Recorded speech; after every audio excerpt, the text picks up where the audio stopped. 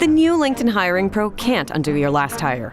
The lone wolf, who you thought was a good collaborator because you didn't have the right candidate insights. But once you hired them, it was all hoarding info, declining meetings, and howling at the full moon? But LinkedIn Hiring Pro can go deeper than just the resume to find you a perfect fit by using insights from the LinkedIn network to give you a short list of best fit candidates. Hire right the first time with LinkedIn Hiring Pro. Post a free job today at linkedin.com/quality. You may think you know McDonald's drinks, but you don't know them like this. From fruity refreshers like the Strawberry Watermelon Refresher and the Mango Pineapple Refresher with popping boba, to crafted sodas like the Sprite Berry Blast with berry-flavored Sprite topped with cold foam. Who knew ice-cold drinks could be so fire? 6 all-new drinks are here. Try them all, now at McDonald's. Refreshers contain caffeine. Welcome back to another edition of the Disney Dish Podcast with Jim Hill. It's me, Len Testa, and this is our show for the week of Schmurz Day, May 11th, 2026. On the show today, special guest Roland Betancourt joins us to talk about his new book, Disneyland and the Rise of Automation, plus news from around the parks. Let's get started by bringing in the man who knows that wine lays flat in your refrigerator, but milk is an upright liquid. It's Mr. Jim Hill. Jim, how's it going? It's going well, Len, though I have this milk-related question. I grew up in the 60s, and you poured the whole milk into your cereal, had it in the morning, you were fine, and now I'm a gentleman in my late 60s, and, why is it that skim milk is literally just white water, but whole milk is like white house paint? I can't tolerate it. I'm strictly a 2% guy, and how does that happen? How do you go from it's in the morning, you pour it over your Captain Crunch, you're fine, and now later in life it's like whole milk. It's like, well, there goes the whole day. My digestive system will now shut down. Here's my question: why did we agree on 2% and 100%? For fat ratios in milk? Like, why has the market not given us 25, 50, and 75% milk? These are fascinating questions. Also with us on the show today is Roland Betancourt, author of the new book, Disneyland and the Rise of Automation, How Technology Created the Happiest Place on Earth. Roland's also the Andrew W. Mellon Professor at the Center for Advanced Study in the Visual Arts at the National Gallery of Art, a Chancellor's Professor at the University of California, Irvine, and a 2023 Guggenheim Fellow. Welcome, Roland. Thank you for having me. It's a pleasure being here. We're excited to have you. All right, Jim, before we get started, let's do a quick shout out to our subscribers. Thanks to everyone who subscribes to the show over at patreon.com/JimHillMedia, including Stryken, Anne-Marie Frerich, Crush on the Magic, Greg and Barb, Joshua Intriligator, and the Karen D. Jim, this is the Disneyland merchandise team who's decided to phase out Magic Bands in favor of their new product, Magic Snaps wristbands. Whenever you want to access lightning lanes, buy food or merchandise, or get into your hotel room, a quick slap of that thin metal strip on your wrist will remind you of all of the magic a Disney theme park brings. True story. I'm one of those folks who's mourning the Magic Bands on the West Coast, but what are you going to do? Look, 90s kids are going to love this new thing, I'm sure. Okay. All right, Jim, on to the news. Folks, the Disney Dish News is sponsored by UnlockedMagic.com from our friends at DVCRentalStore.com. Jim, the U.S. is about to celebrate its 250th anniversary, and in the words of Sam Cooke, I don't know much about history, but there's a reason why the decade after Disneyland opened is known as Camelot, right? So celebrate America and all nations this summer with discounted tickets from UnlockedMagic.com, and you'll save enough to buy hot dogs and apple pie for everyone. Said perfectly. There we go. All right, Jim, on to the news. Every show should begin with a round of self-congratulations. Last Monday, Jim, we said that a new Universal Orlando building permit suggested Thunder Falls Terrace could be the new home for Hammond's, the table service restaurant in Universal Beijing, as a replacement for Mythos, whenever that was going to close. And then 4 days later, Universal announced that Mythos was closing with the rest of Lost Continent, and that, quote, Thunder Falls Terrace at Islands of Adventure will close this summer to be transformed into a new dining concept that will become the park's new signature full-service restaurant.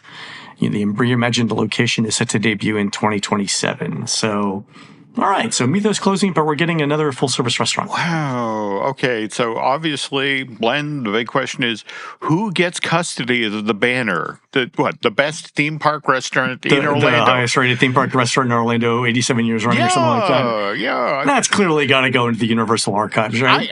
I agree. I mean, it's been there forever.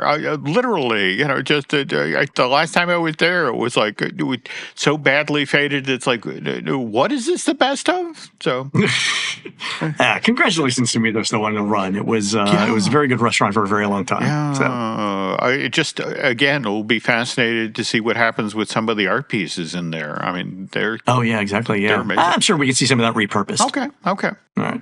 Jim, over in Walt Disney World, we have AP preview dates now for Soarin, which is May 19th and 20th, and then Rock and Roller Coaster starring the Muppets, May 21st through the 23rd, ahead of the May 26th official opening.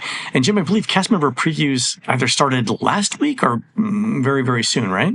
Yeah. And what's interesting is people are being kind of closed-mouthed about this, which is, surprising. You would think, especially if you got an early preview of the Muppets, just the people. I was kind of stunned that nobody's even talking about the pre-show film element that supposedly features so many celebrity cameos. Right. Yeah, that's really interesting. But hopefully we'll hear more soon. Yeah. Mm-hmm. Also, Jim, over at the Magic Kingdom, word is they're getting a 4th ferry boat between the TTC and the park in 2027. That's the first new ferry boat since 1976. This one's named the Meg Gilbert Crofton, after Walt Disney World's 4th president. So, Jim, this is clearly anticipation of larger crowds once Piston Peak and Villains Land opens, right? Yeah. And I think you and I were both reading the tea leaves and hoping that having this 4th bigger ferry might preclude some work on the monorail, which the resort loop there desperately needs some attention, some love. Yeah, that's the thing. If they wanted to do some extended monorail maintenance before 2028, 2029, I think this extra ferry boat plus the walking paths now give them breathing room to do that. Yeah. So that makes total sense. Yeah. I mean, you've always said, right, that anytime Disney opens a major project, it's basically a giant jigsaw puzzle of moving pieces. You got to align in just the right way to get the thing open. And I think this is an example of that, right? Yeah. But again, the Meg Crofton, good for her. Yeah, congratulations. Well done. Also, Jim, some news from Lakeshore Lodge, and that Disney has released some new concept art for that, showing the interior section of the resort and also the lazy river. We've pasted the concept art in the show notes.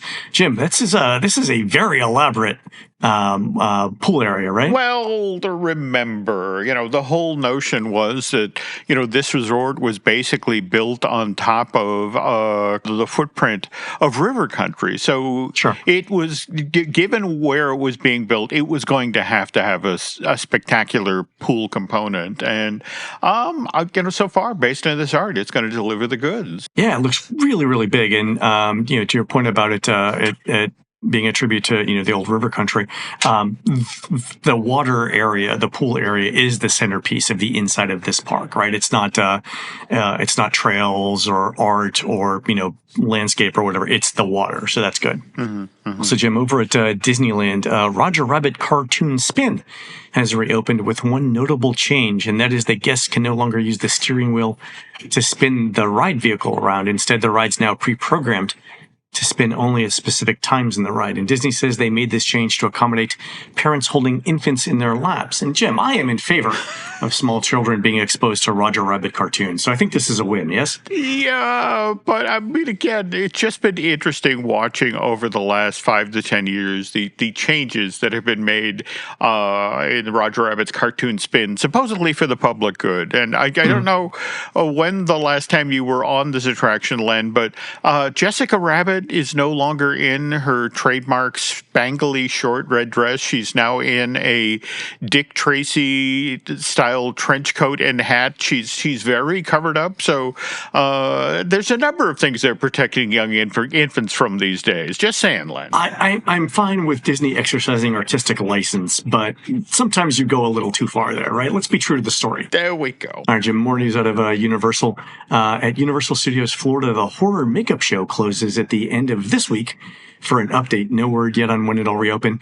Jim, this is really interesting because the Horror Makeup Show is one of the best stage shows in Florida, consistently getting 4.5 stars out of 5 from every age group in our reader surveys. It's nice to see Universal keeping the show fresh, though. Oh, no, absolutely. And at the same time, though, I have to say that the lobby area of this this stage show at Universal is one of my favorites in the park because they do such an amazing job of going over Universal Studios history in that space. There's some wonderful vintage posters and props, and a lot of folks just come in and go straight into the show, and it's like, this is one you want to get there a little early for and linger in the lobby. There's some cool stuff on display there. Yeah, it is. You kind of get a sense of the history and the scope of Universal's horror movies, and it's one of those things where it gives you a deeper appreciation of the behind-the-scenes stuff that you're going to see in the show. So it's one of those pre-shows that is really integral to telling the whole story. All right, Jim, one bit of industry news. Did you happen to listen to the Walt Disney Company's earnings call last week?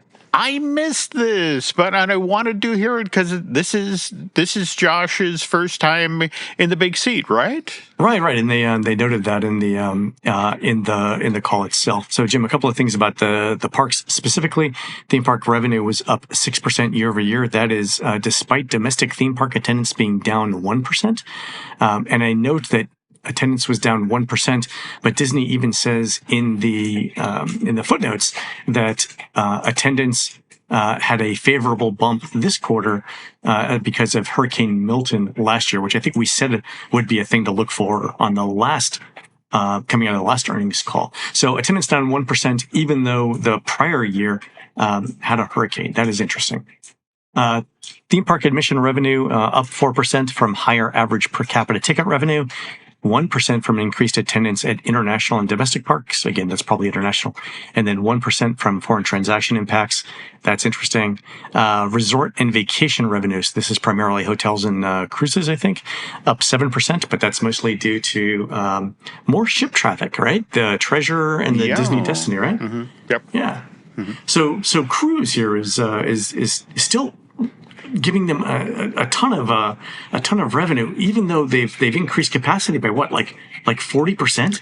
Okay, and again, remember when they initially announced all of these new ships coming in, I think you and I were both concerned about, is that actually going to work? And evidently it is. Yeah, I'm really amazed that they can have that many ships with that much capacity and still see the revenue and the occupancy numbers that we're seeing. It's amazing. It's a good product. A couple of things coming out of the earnings call, Jim, that I wanted to highlight there. Year over year, hotel occupancy domestically down 3%. With attendance down 1%, it seems like Disney's drawing on annual pass holders here domestically, at least. Would you agree? Yeah. Well, again, these are supposedly, some of your most dedicated fans. Right. Certainly they an investment in an annual pass these days is no small investment. So to pivot to them and to rely on those folks to help shore up your numbers does say a lot. Yeah, it's true. And then my friend Clark pointed out that when Lakeshore Lodge opens next year, something like 25% of Walt Disney World's hotel rooms will be DVC. Mm-hmm, mm-hmm. That seems like a large number. What's the risk there for Disney? On the one hand, you've got a built-in audience for X number of years, right? These people are going to be coming back annually until, 2050 or whatever, right? Yeah, but again, the thing about DVC members and by extension, annual pass holders, there's always this talk about how Disney theme park fans have this sense of false entitlement. And when you're talking about DVC members and annual pass holders, those are people who actually have a sense of real entitlement. They've invested, so they've spent the money, right? They spent the money, so they expect new stuff in the park. They expect, value for what they put in. And for example, for a summer like this, where, think about it, what's going on on both coasts, at the Disney parks, it's at least stateside. It's Bluey. And if you don't have a toddler, is that enough to motivate you to go to either Anaheim or Florida? Right. Yeah, it's a good point. The other thing I was thinking about with DVC being, close to a quarter of Disney's hotel capacity is this. Most people aren't going to buy DVC or rent DVC points or pay cash for DVC rooms. Mm-hmm. So really, what that does is help support the price of Disney's cash rooms, right? Because you've got 25% less supply than you would if they were all cash rooms. But also, this kind of makes sense when you think about how Disney is enforcing more rules around people who buy DVC rooms only to resell them, right? Yeah. Because that's basically, it's one side of Disney undercutting another side of Disney in terms of lodging, right? Mm-hmm. So at the scale of 25% of the hotel rooms being DVC, you can see how they would want to make sure that doesn't happen, right? Yeah, it's just been interesting to watch a Disney, over the past, 4 and 5 years, sort of shutting down a bunch of loopholes in the DVC world. But it's true. Yeah. Mm-hmm. Well, it's interesting. All right, well, so we'll see what happens. Disney did say at the end of the earnings call that things are looking up for the next couple of quarters. So we'll be interested to see how that changes the attendance and the hotel occupancy numbers. And one final note here in regard to Mr. DeMaro's first, initial set of big decisions on, now that he's the CEO of the Disney company. Did you see what got greenlit this week? No, what? Hocus Pocus 3. Oh, thank God. All right. And what's interesting is the Hocus Pocus 2, which went straight to the Disney Plus in September of 2022, and for a time was the most viewed film ever on that streaming service. What Disney said this week in regard to Hocus Pocus 3 is this is going first out to theaters. It's not going to streaming first. Interesting. Two bites of the apple. There we go. Fantastic. And also what's kind of interesting is the Sanderson sisters, the character that Bette Midler, Sarah Jessica Parker, and Kathy Najimy play in those films have been limited to the Hocus Pocus Spooktacular in front of the castle. Right. So you think we're going to get a wider application of that intellectual property? I've been told that as part of the third film, that the Sanderson sisters are going to pull a Jack Sparrow, that they're going to start appearing in the park outside of the show. That's going to be a huge character greeting. Oh, that's going to be amazing. Yeah, but you nailed it, one, Len. You have to have 3 performers every time. So, going to be interesting. Oh, that's fantastic. I'm excited for that. I hope it happens. All right, folks, we're going to take a quick commercial break. When we come back, Jim and I are joined by Roland Betancourt to talk about his new book, Disneyland and the Rise of Automation. We'll be right back.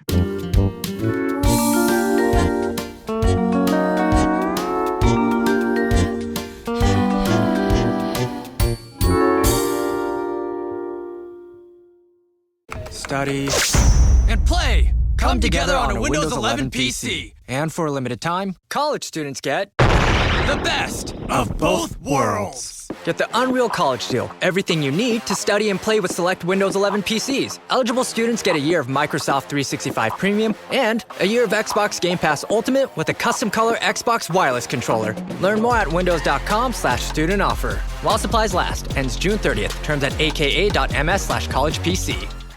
Experience a membership that backs what you're building with American Express Business Platinum. Unlock over $3,500 in business and travel value annually with statement credits on select purchases from brands like Dell, Hilton, and Adobe, and other benefits. American Express Business Platinum. There's nothing like it. Based on total potential value of statement credits on select purchases and other benefits, enrollments required, monthly and other limits and terms apply. Learn more at americanexpress.com/business-platinum. Starting a business can seem like a daunting task, unless you have a partner like Shopify. They have the tools you need to start and grow your business. From designing a website to marketing to selling and beyond, Shopify can help with everything you need. There's a reason millions of companies like Mattel, Heinz, and Allbirds continue to trust and use them. With Shopify on your side, turn your big business idea into... Sign up for your $1 per month trial at shopify.com/special offer.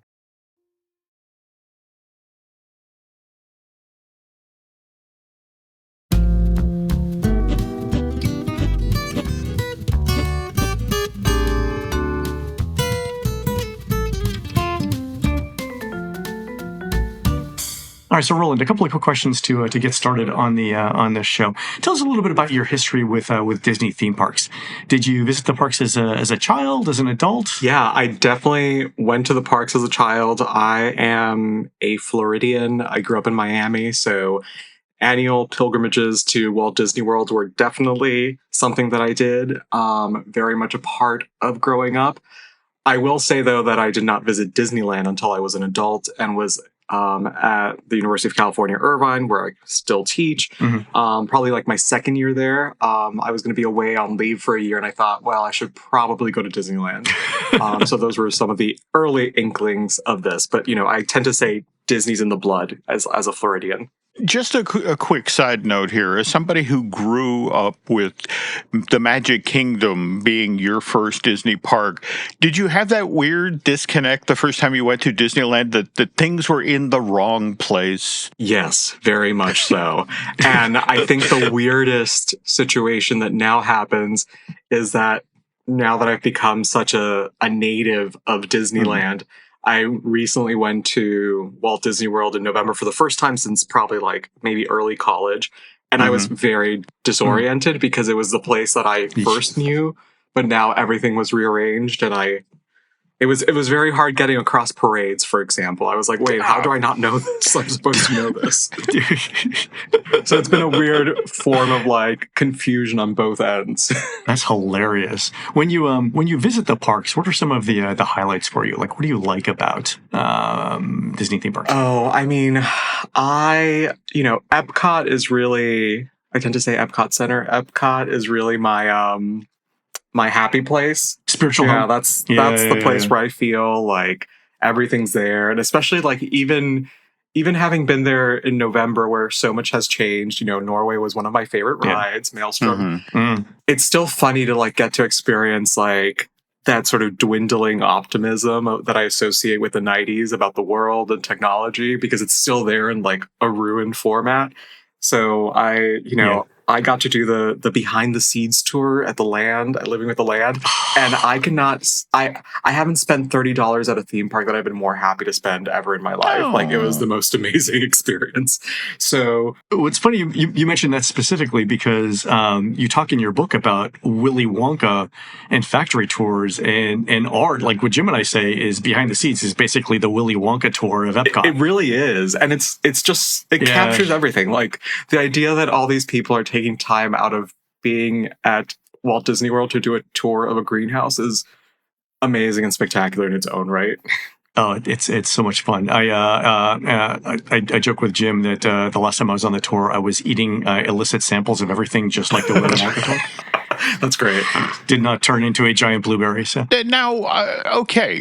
First of all, Roland, I have to tell you right up front, what I love about Disneyland and the rise of automation is you are clearly a man after my old heart. Digging through this book, seeing the number of times you reference things like the Disneylander, Backstage Disneyland, the Disneyland line. I mean, you go into the employee magazines and newsletters for a lot of this info.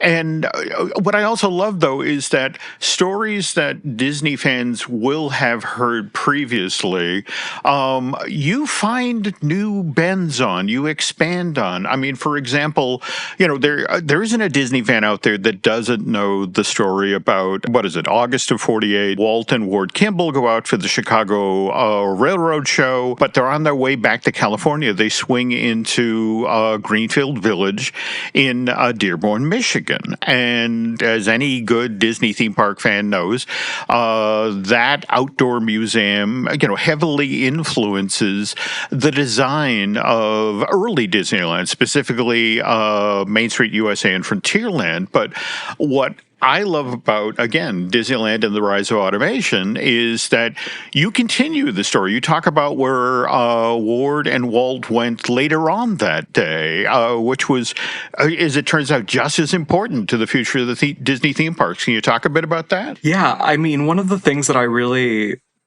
and this is something that I really always carry in my work, is that, if you want to make some sort of intervention or show people something that they've never heard before, it's always great when you're able to ground that story in something that feels very familiar. And for me, I think the the trip to the Chicago Railroad's Fair, to Greenfield Village, and then, of course, to the Ford factory, which is what I emphasize in the introduction of the book, was really important for me as a way of like getting people to feel like, oh, I know this, and, you know, how did I miss this? I think that's a really great feeling of getting people to sort of follow along in your story. And I also think that it's a great way of like really sort of contextualizing the stakes of what you're trying to say by saying, we know this is important, let's sort of then flesh it out.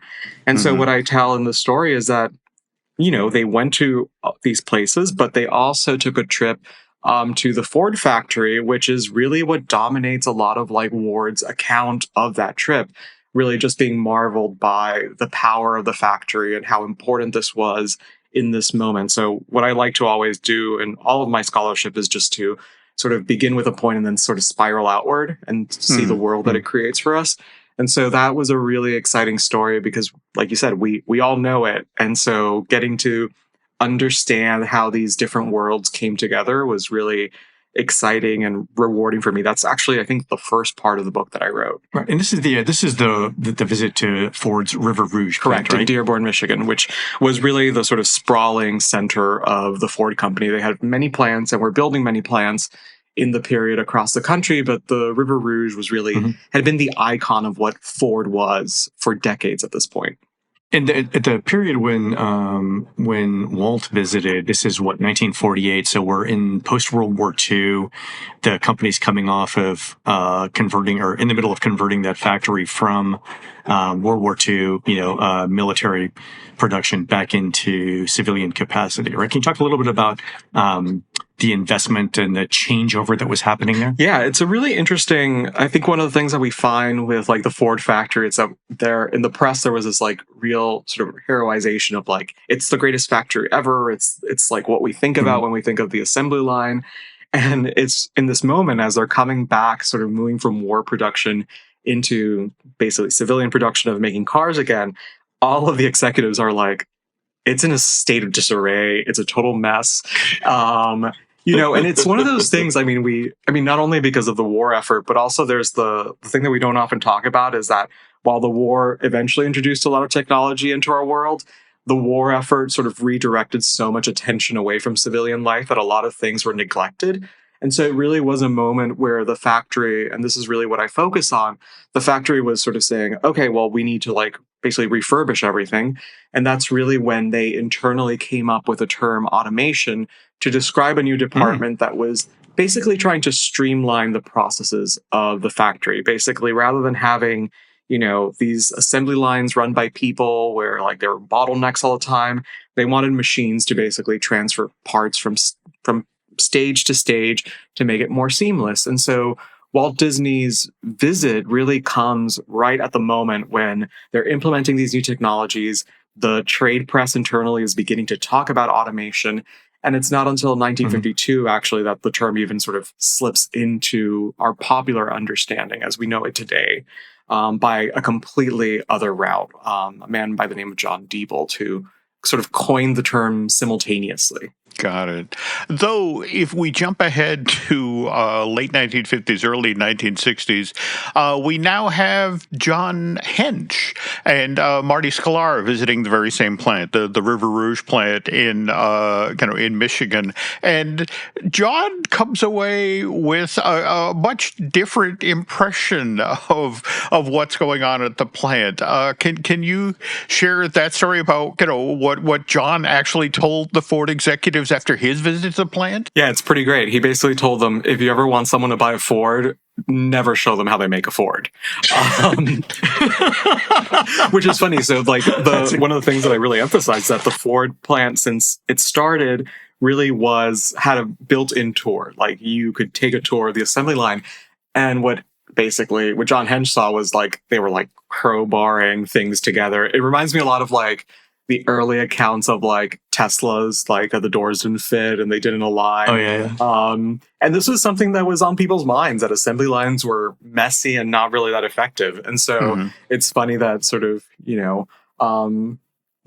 basically like a decade and some later, you have sort of similar accounts of like, these are not the seamless factories that we imagine in our mind.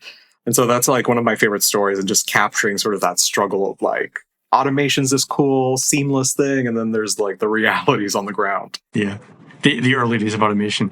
One of the things you do really well in the beginning of the book is trace the origin of the term automation, but then how it sort of quickly took over in the next decade.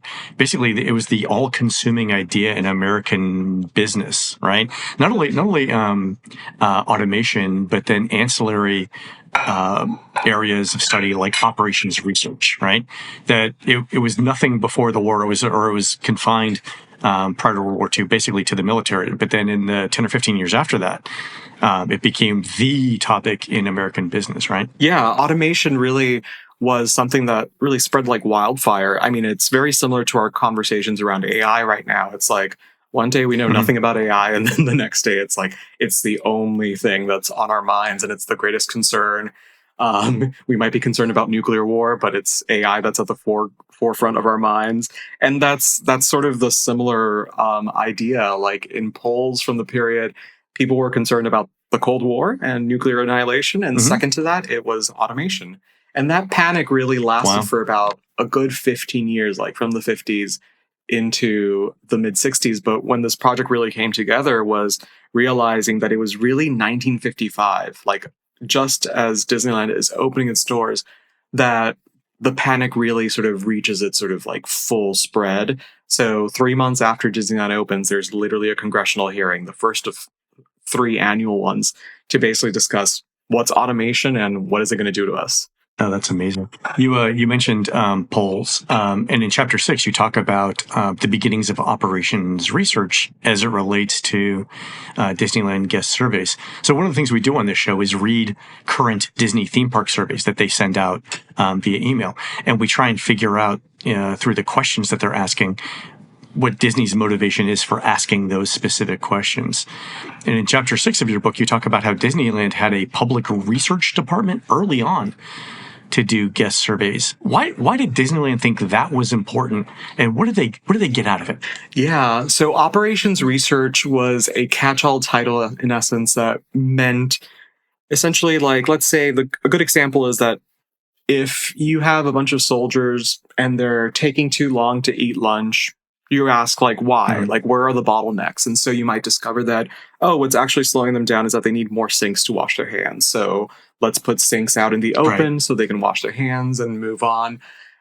So it really was about looking at sort of like the whole world of production. And this is not unrelated to automation. In this period, what you begin to see is that a lot of these business consultants start making the point that automation is not about gadgets. It's really about seeing that the whole sort of flow of production is unified.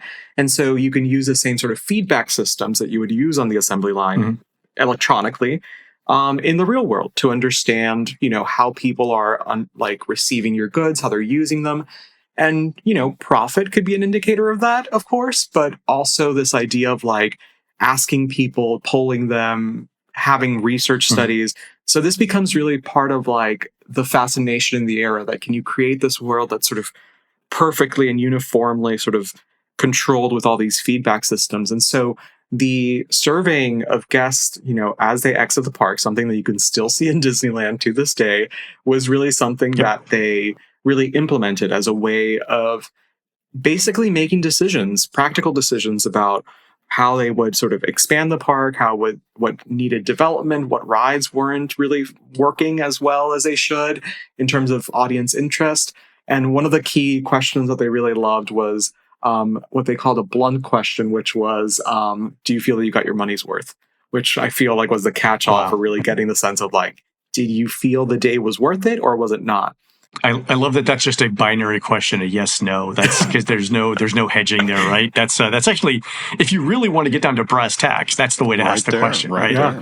Yeah. And then it's interesting because you can make decisions off of that yes, no about, if they say no, then what are the other things in the survey that sort of point to these problems that might be at work? Like why? Then you can be open about that. So Disneyland, you mentioned in the book, not only did guest satisfaction surveys, but they also did time studies of guests in the park, right? Yeah, so they would sometimes send their own interviewers basically with like, ticket books, and basically to log how much time it took to experience the park. And in one of these cases, they were doing it because they were curious if they should develop land outside of the park. So they wanted to make the assessment of like, but is there enough to do? Is this necessary? Are we sort of, spending our money by just doing this outside of the park if people already have enough to do inside?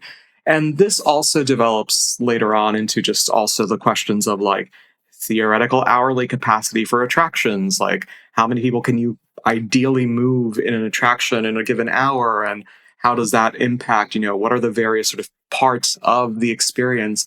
And so it really becomes a very robust way of understanding every sort of single function in the park through these sort of massive surveys that were constantly going on.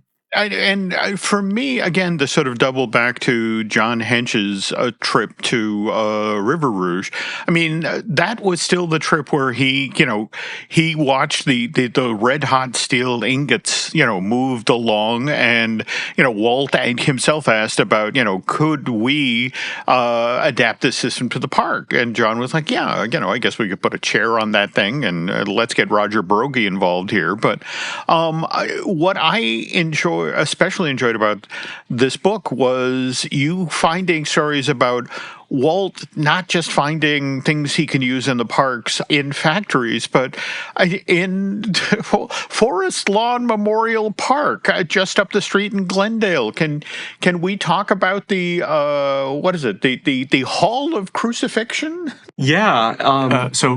Roland, before you get started here, a lot of our listeners have not seen this show, so don't spoil the ending for anyone. Okay. So they wanted to basically look at other examples. So in the sort of Stanford Research Institute surveys, Forest Lawn Memorial Park was one of the places that they also looked at. So it really was an interesting place that they understood as a tourist attraction, not just as a cemetery, which speaks a lot to the place that Forest Lawn had in the moment. And it's really interesting. The Hall of the Crucifixion had these automated systems, basically, that you could, press play, and the whole sort of show and narration and curtains all work together. And even the cemetery had background music playing throughout that just also helped to, really capture. It's Hall of Presidents, but with Jesus. Exactly. Okay, exactly that. Wow. I mean, what for me is just fascinating is the gentleman who ran Forest Lawn. Well, first of all, he was the one who, Disney wasn't an amusement park, it was a theme park. And Forest Lawn was a cemetery. It was a memorial park. And they were the first place to go with the flat stones instead of the headstones. So you had that sort of rolling green space. I mean, you could understand why Walt would have been interested in this. This is somebody who's also reinventing an industry. Yeah. And I mean, if you visited Forest Lawn, you also have so many, there is theming. You have these neo-Gothic buildings. Yep. You have all these really sort of spectacular tomb sites that also happen. They bought artifacts from Rome. I have a colleague who's a medievalist who's working on some of these borrowing. So it's a really interesting site in all the things they were doing. So I think it really spoke a lot to what was possible to Walt Disney. And of course, it was literally just down the road. You mentioned in this in the story of the Hall of Crucifixion that the mechanical system that presented the narration was by a company called Kinevox, right? And that eventually, you talk about this in the context of electronic relays and how they can make decisions, sort of a binary decision on things. But Disney later used some of that technology in the parks, right? Yeah. So they basically hired Kinevox, and what Kinevox did was that they were like a Hollywood company that did a lot of sound synchronization for film, and they had them basically create the control system for Soarin the rocket to the moon. And so you have, it's one of these really interesting moments where, and I think this is one of the histories that I really tried to map out, that beyond sort of the confines of what we would now call Imagineering, there was also this sort of collaboration with a broader industry, particularly also an industry that had emerged around the Hollywood studios, where you had all these various sort of technicians in the area that were experts at doing various parts of everything that was necessary for film production. And so Kinetovox was one of these companies that sort of had a sort of set of expertise. And so they developed the control system. And it's really great. We have images of it. One of them, which I share in the book, because they were covered in the popular trade press, in the trade press, like American cinematographers. So really, it was this moment where there was this real desire also for industry to show what they were working on so that others knew what like possibilities were there for them to do things. Oh, right. Yeah. Yeah. Yeah, I'd never heard the Forest Lawn Cemetery story before, but the link to Circarama and Rocket to the Moon is clear from your description of it. So that's an actual piece of theme park scholarship you've got there. This is why Len and I so enjoyed Disneyland and the rise of automation. And we'll continue our talk with Roland Betancourt about his brand new book in a moment. But first, this. I'm Livy Dunn, All-American gymnast and Viore athlete. When you travel and train as much as I do, you find happiness where you are. On the mat or on the sand, movement and comfort are essential. That's why I live in Performance Joggers by Viore. Made from DreamNet fabric that's made of 89% recycled materials, effortlessly soft and made to move as much as I do. My happiness starts here, in the softest joggers on the planet. Get 20% off your first purchase at Viore.com/Livy. That's VUORI.com/LIVVY. Exclusions apply. Not only will you receive 20% off your first purchase, but enjoy free shipping on U.S. orders over $75 and free returns. Go to Viore.com/Livy and discover the full versatility of Viore clothing. Exclusions apply. Visit the website for full terms and conditions. This episode is brought to you by Redfin. You're listening to a podcast, which means you're probably multitasking. Maybe even scrolling home listings on Redfin, saving homes without expecting to get them. But Redfin isn't just built for endless browsing. It's built to help you find and own a home. With agents who close twice as many deals, when you find the one, you've got a real shot at getting it. Get started at redfin.com. Own the dream. And we're back, and Len and I today are talking with Roland Betancourt, the author of the brand new Disneyland and the Rise of Automation. That's from the Princeton University Press. And we were just talking about, Disneyland and the impact that was happening in Hollywood at the time when the park was growing up or just getting started, what was going on in the film industry around that same time. And one of the innovations during this period out west, magnetic tape, right? This is one of my favorite stories because it's very much sensationalized in the press. Magnetic tape is a really interesting sort of loot from the war. They start calling it internally, like they refer to it sensationally as like Hitler's technology, because as the story goes, one U.S. soldier had been surprised by the fact that he was hearing speeches by Hitler and also orchestra performances clearly that were happening in halls that could not have existed at that point in the war, that had all been destroyed. So he was like, wait, these must be recorded, but the sound quality is too good. And that sort of sets out on a journey that therefore brings magnetic tape eventually to the United States after the war. And it's a really interesting history because one of the things that you see is that while the sort of like players for magnetic tape were easy to reconstruct, the industry really had this whole sort of like question of like, how do we develop the tape itself? And so one person that in particular plays an important part here is Bing Crosby, because he basically wanted to use it for his radio show. It's sort of great. He just wanted to sort of streamline his recording so that he wouldn't have to constantly be in the studio. And so he put a huge investment into Ampex to develop this technology, which was working with 3M as well to perfect the magnetic tape. And then what happens very early on is that in order to basically have the capital to develop this tape, they basically start using it for industrial uses. In particular, General Electric developed this system called record playback, where the idea was that you could basically take a worker on a milling machine and basically in a sort of XYZ axis sort of record the impulses of the machine, basically like a sound recording on this magnetic tape. And the idea was you could play the tape back and the machine would then replay everything that the worker had done, so you no longer needed the worker. And it was a really sort of, it was an early moment where I think this is sort of the seed for audio animatronics. It's this idea that magnetic tape can replace the movements of a human performer in many ways. And so that's how really magnetic tape offers itself up as this technology that was known in the industries to be able to like replace what humans were doing, and particularly motion. And so this is what sort of Disney adopts, because in this period you have a lot of standards being produced for magnetic tape, mainly around this idea of like recording these various sound impulses at different frequencies.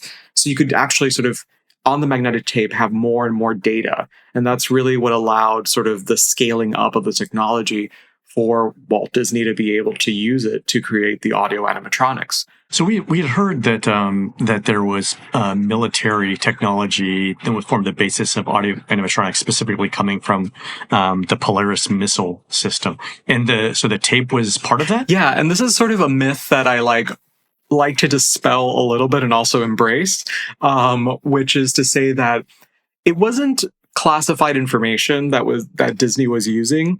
The industry had essentially built these standards that were being used. So specifically for the Polaris missile, they were mainly using it to test the missiles by emulating the sort of movement of ships in the ocean. And got it. But Disney really liked the idea that it could be associated with Polaris. So you have all these various moments where it's like, they use it on nuclear submarines, which they did for like recording things. They use it on Polaris. It's like they did for testing. Don't let the facts get in the way of a good story. Exactly. And I absolutely, I mean, this is one of the great things about like, how is it being like a really meticulous academic, but also not wanting to like sour the story, because there's like something great. Yeah, you gotta know where to draw the line, right? It's a really great story, because it's like this moment where you see that like, okay, the contributions were overstated, but there's still this like bravado that Walt wanted to embrace by affiliating itself. And it's even funny, I was looking at one of the It's a Small World guidebooks from the 60s, and they do the same thing. They're like, really? Magnetic tape from Polaris, and it's like, it's great. It's such a post-war moment. Let's talk about children and world unity. Yeah, exactly. World unity, but have you heard about our missiles? There we go. Exactly. We're gonna get that. We're gonna get that togetherness one way or another. Exactly. It's a very Cold War moment. Yeah. I love it. So, if we jump now from, rides and attractions from the 60s to, the 70s is when we saw Big Thunder Mountain come into the Disney parks. And this is where, the PLC, the Programmable Logic Controller, entered the discussion, right? Yeah, this is one of my favorite technologies, because it's really, I think it's sort of the main protagonist to this day on most Disney attractions. Like, if you have moving cars on an attraction in some capacity on a track, there will be a PLC behind it all. And programmable logic controllers it's just a fancy name for a computer that had industrial uses. And it was developed specifically for the auto manufacturing line to basically do what in the past had to be done by a bunch of relays, by a bunch of sort of electrical wiring, and this sort of very basic binary logic that could be built by just wiring all these controls together, which was really time consuming. But what the PLCs... And very specialized too, right? Extremely specialized. You couldn't share them. It's not malleable also. Like if you need to change something, it's not just an easy sort of reprogramming. And what was really interesting, and I think this is a big lesson for technology here, is that the PLC was adopted basically in the transition from Space Mountain and Walt Disney World to Disneyland. And the way that it got adopted is that instead of using like a fancy computer language, you programmed it in the same way that you would actually write out these relay racks. It used the same type of like notation that electricians were familiar with. So that means there was no training involved. Like, you essentially could program it in a way that was familiar to the maintenance teams and the electricians. And so it really was this technology that got adopted and then streamlined essentially what had to be done with a ton of different controls before. And so that's a really interesting moment in the adoption. But what I love about it is that PLCs really are the working brain behind all of our attractions to this day. And so for me, it's a real moment of like when the park matures, particularly as it develops and they play it out essentially over the course of, you know, the implementation of Space Mountain in Disneyland, then Big Thunder Mountain, and then the Matterhorn's refurbishment. So it really is this period of experimentation, and each ride sort of contributes a different part to the story. And you can kind of see the one of the interfaces to programmable logic controllers at the boarding area for rides like Big Thunder, right, where they've got that console. There's a set of buttons and a set of indicators that say, you know, is it safe to launch this particular per ride vehicle? So it's still there. There's a funny story about I think it's Big Thunder in the book, and the phrase that I want to give you as a lead into the story is anti-Fred logic. Yes. Which was a really funny story. Can you explain to our listeners what that story is? Yeah, I love this story. I mean, I think it says so much about also our relationships with computers. I'll tell you a little bit about the background about this. It began because I was asking some of the people on the automation side of things. I was like, why do cast members at Space Mountain refer to their computer as Fred? And they were like, Fred. Oh, let's talk about Fred. So love it. And it's a convoluted story and I love it. Basically what happens is when they're testing Big Thunder, they are basically going through every one of the block zones where the brakes are, and they're sort of sending off the cars and moving them. In order to do that, you have to pick up the phone next to the track, call the tower and say, can you give me a tower enable? That enable allows you then to press a green button next to the car on the track, and it will release the brakes and let the car keep moving onward. And it's basically because if the cars are stopped, you want to make sure that all the conditions ahead of it are good to go and it's not going to like crash into something. Sure. So they are going about, no one's responding in tower, but they're getting the enable, so they're just not thinking about it. And suddenly they turn around and the guy who's supposed to be in tower is literally behind them. And they're like, who is giving us the enables? And he was just like, oh, it was Fred. And so they go up to tower and they see that he's actually pressed down the enable button and basically wedged it with matches so that it stays pressed down so that he didn't have to do the work. And that's when they thought, oh, this is a problem. So this is not good. Yeah. And so they develop what they call anti-Fred logic, which is in this capacity, it's the fact that no, you can't just hold the button down. The button has to be like pressed and let go in order to be able to give another enable after it. And so they program the programmable logic controller to say you have to stop pressing the button before you can press it again. Exactly. The button, you can't just hold the button down. It needs to be released in between enables.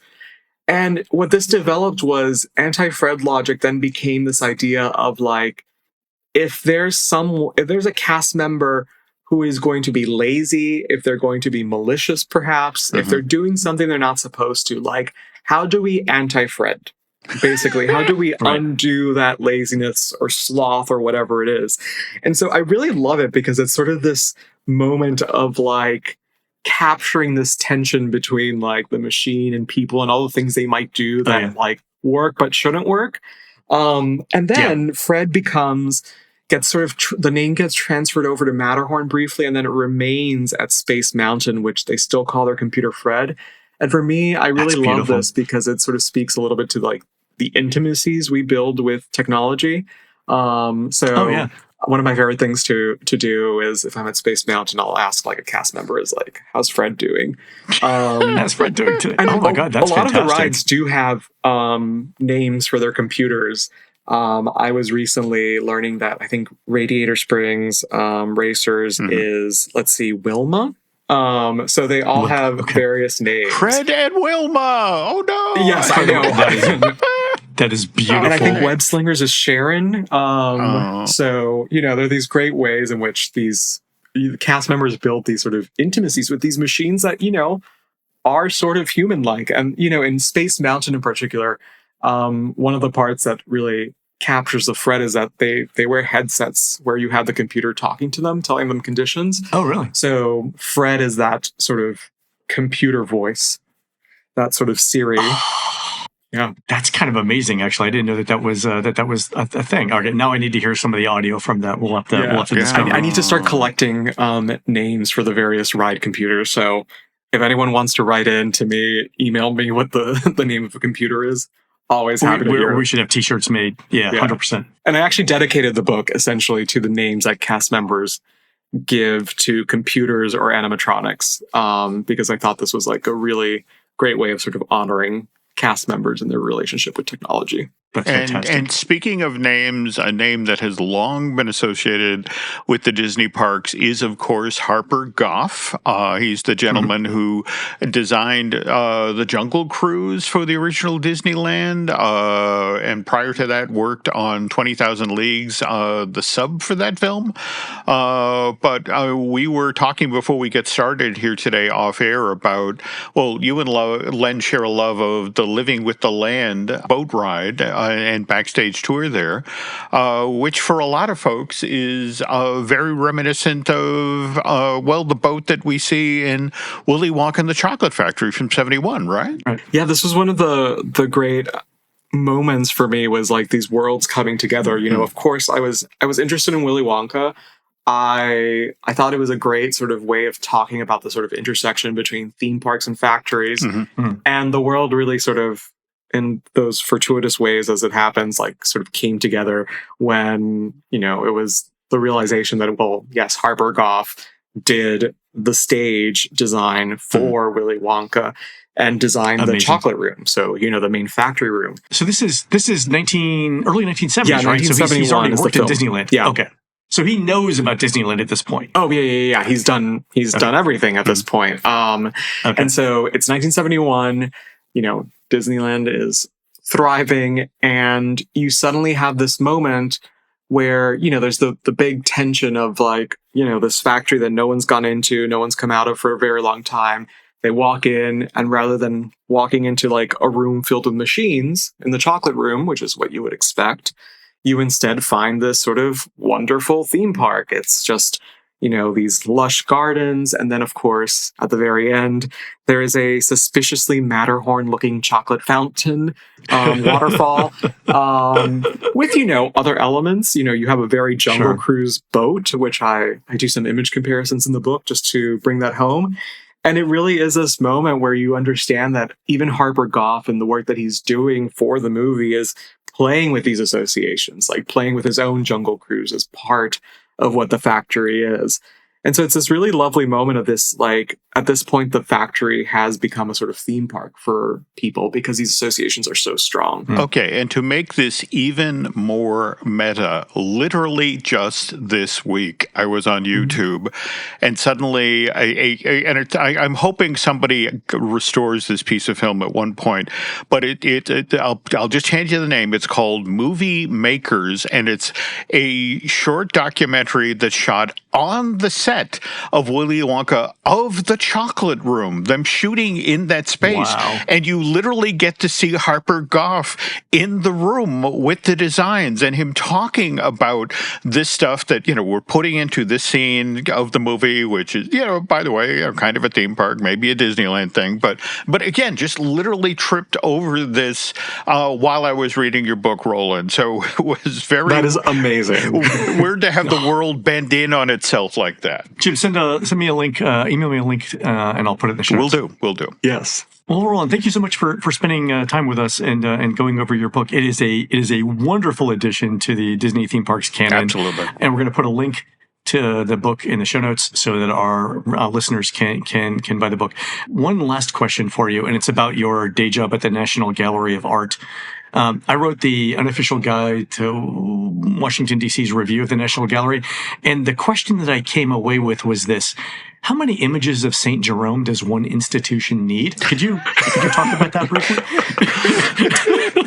You know, as a medievalist, I sort of have to answer this one delicately. This is the moment where I say I work on the Byzantine Empire in my other day job, right. And so I can say, you know, whatever the Western Middle Ages are doing and the Renaissance, you know, it's a very funny thing about like the way you sort of like familiarize yourself with different collections, and it's the National Gallery is a unique one. It's like those moments where you have the idiosyncrasies of like the Andrew Mellon collector and what they collected as the sort of core of the institution. But yeah, I completely relate to the question. It's a very diplomatic answer. Very diplomatic answer. There we go. Well, again, congratulations on the book. It's really, really good. I'm excited to finish reading it. Real quick before we go, Roland, where can people find more of you? Yeah, probably the best place to find me is Instagram. I'm at Professor Betancourt, or Prof Betancourt, rather. You can also just find me as Roland Betancourt. Probably most active there. And I'm also on Twitter, on X, but I don't really use it all that often, I'll be quite honest. And you can read a lot of my work and things online if you just Google me and go to my faculty page and so on. So lots of different ways to find me.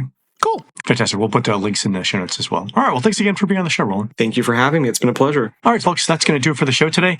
You can help support our show by subscribing over at patreon.com/JimHillMedia, where our latest exclusive show is a walk around Animal Kingdom, looking at Zootopia and the park's next big bets. And there's a link in the show notes.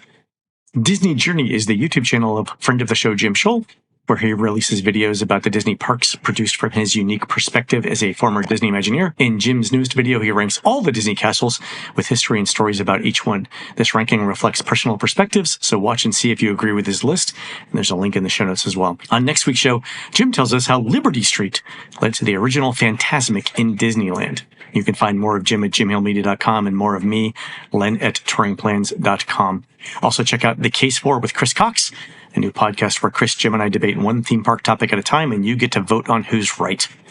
We're produced spectacularly by Eric Kersey and David Gray, serving flying saucer-shaped macaroons in flavors like robot raspberry and their always popular alien probe corn dog at the 26th Annual UFO Festival, running this Thursday through Saturday, May 14th through the 16th, at the McMinimans Hotel Oregon. That's on Northeast Evans Street in beautiful downtown McMinnville, Oregon. While Eric and David are doing that, please go on to iTunes and rate our show and tell us what you'd like to hear next. For Portrait Gallery Jim, this is Len, and we will see you on the next show.